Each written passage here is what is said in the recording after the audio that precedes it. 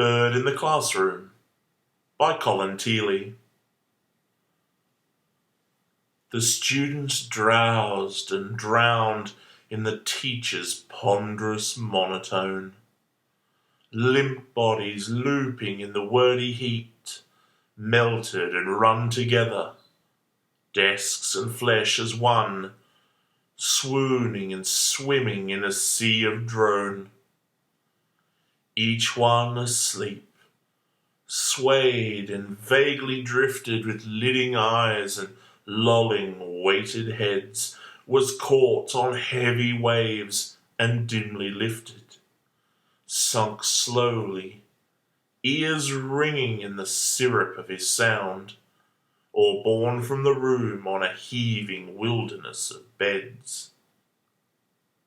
And then, on a sudden, a bird's cool voice punched out song, crisp and spare on the startled air, beak beamed or idly tossed, each note gleamed like a bead of frost.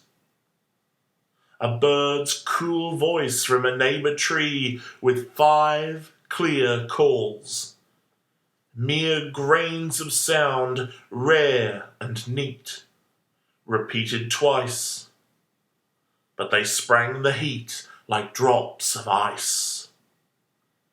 Ears cocked before the comment ran, fading and chuckling where a wattle stirred.